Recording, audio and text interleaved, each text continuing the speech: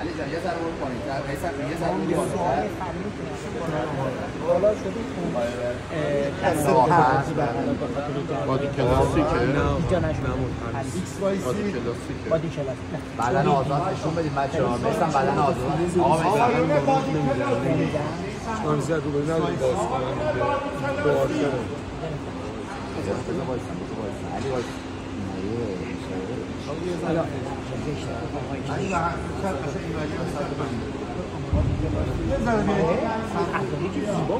سوال پرسیدم آقا میسن یه ذره اومد وسط بنده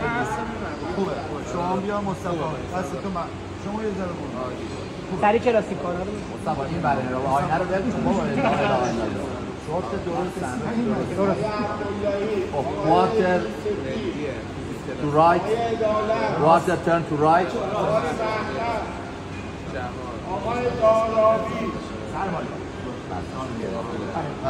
quarter turn to right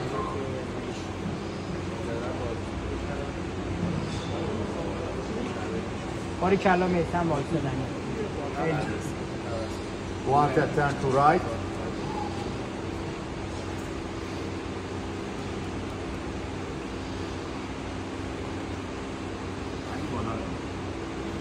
quarter turn to right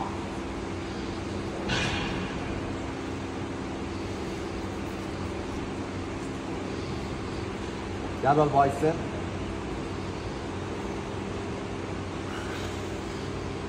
آفرین با وکیوم آفرین relax side chest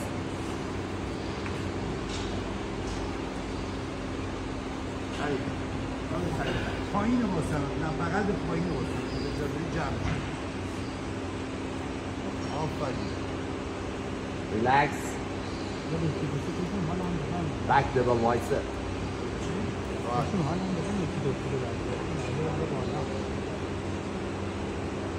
ایو پشت پا میسم یه ذره پای عقبت جمع بکنی خوشگل ببین علی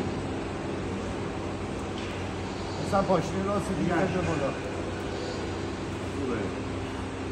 relax side triceps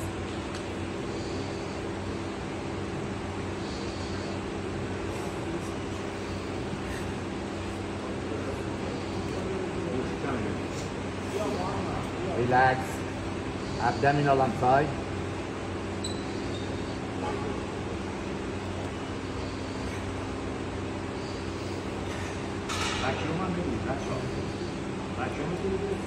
اول وکیوم بعد یک دو سه وکیوم vacuum pose حالا vacuum کنیم بچه میگن نفس relax relax relax relax یه استراحت نشون بده چند تا بود وکیوم دیگه بچه خود مفش نه تا فقط میکسم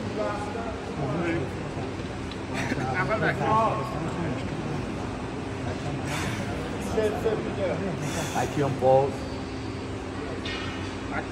vacuum pose بگیریم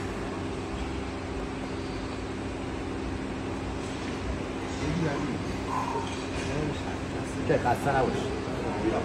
یه وکیوم بگیر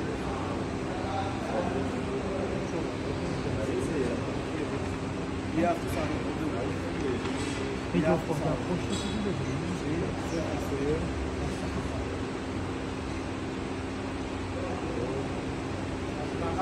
نریسی بیا برو عرق کرده سرما خوردیم نه با چنابی کردم الان نه سیگار دیگه